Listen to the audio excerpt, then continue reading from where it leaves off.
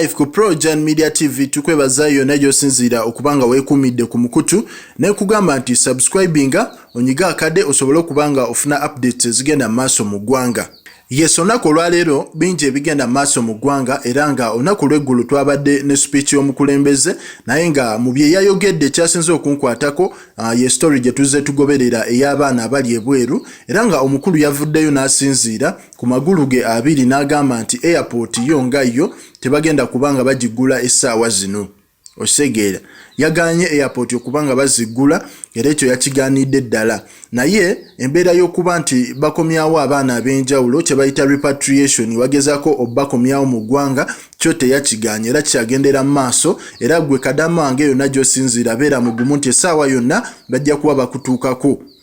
Yes, omukulu amanyiddwa nga Bobi Wine Eddie Kenzo olunaku lwabadde juzi wano omukulu amanyiddwa nga Bobi Wine yavuddeyo n'abanga ayina ensonga z'abadde ayogerako ez'abayimbi ab'enjawulo. Bobi Wine yavuddeyo n'atendereza omwana amanyiddwa nga Eddie Kenzo n'abayimbi abalala naye kino kyaddiridde okuba nti omukulu gwe tuyita jjajja w'abayimbi amanyiddwa nga Ragadi. Ragadi yavuddeyo n'abaako ensonga ez'enjawulo z'atangazaamuko n'agamba nti Bobi Wine kituufu ayolekedde okuba omukulembeze ow'eggwanga naye Bobi Wine alina okujjukira ekintu kimu nti twagenda omusindika mu paliamenti nga ye omuntu ate nga ye omuyimbi nga tulina ebintu eby'enjawulo bye tumusuubiramu. Twali tusuubira Bobi Wine oyo okuvaayo araisinge ku mateeka agafuga abayimbi naddala etteeka ly'okubba music bwabwe oba liyite etteeka lya copyright law okubanga nabo nga ba musician basobola okubanga bafuna mu music waabwe nga omuntu yenna amukozesezza gwe batamanyi. Okitegeera nti woba oli alina okwesa oluyimba lwa Ragadi yes wabawo akasente Ragadi kakola ki kaafuna naye Ragadi agamba Bobi Wine ebintu ebyo byonna teyabitunuulira so ye nga omunga Ragadi n'alabanga yes obukulembeze bwa Bobi Wine ye atandise obutankana. Yes, Bobi Wine ye yavuddeyo n'abanga ayogera ku nsonga eyo era yavuddeyo n'asiima abantu bangi talents nyingi eziri mu ggwanga mwe yasimidde ne mwana mulenzi Eddie Kenzo to an extent nti ye nga Bobi Wine yamutamize okuba nti Eddie Kenzo alinga Michael Jackson wa Uganda oba ow'ensi eno olw'ensonga nti omwana oyo ali talented ate nga brand ye oba giyite record label ye gy'alina eya Big Talent nti yeemu essaawa zino kuzikyasinze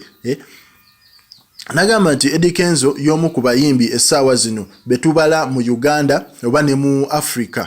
aba representatives eggwanga Uganda ku international level nti ebintu byazaakola amazima amatuufu tuludde mu kisaawe eky'okuyimba naye naffe tetunnakola ki tetunnabikola ebisaawe byakubiramu kiba ffe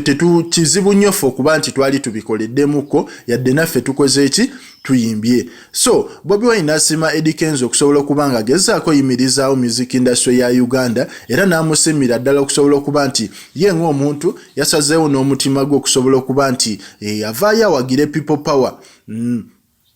Atwamulaba Eddie Kenzo yavaayo n'agamba nti ye ng'omuntu agenda salawo okukola ki kubira Bobi Wine campaign ekintu ekyasanyusa abantu ba people power bonna era ne bakomyawo mukwano gwe baalina eri Eddie Kenzo. So omukulu Bobi Wine yagezaako kyogerako ekyo era n'akisiimira ddala naye ekintu kya Ragadi ekyo yagezaako kyewala olw'ensonga nti ye Bobi Wine ng'omuntu agamba ensonga ezitalina makulu ye ng'omuntu taziwa makulu naye omukulu Bobi Wine ye yasazeewo asiime mwana mulenzi Eddie Kenzo for the efforts z'akoledde entertainment industry ya Uganda ogiwangulira BET Awards ogiwangulira ebintu eby'enjawulo n'agamba nti ayina respect nnene nnyo eri omulenzi oyo. Yes, ku Projan Media TV wano tukuwa amawulire ag'enjawulo agatambula mu ggwanga naye nga commentinga subscribinga era likinge.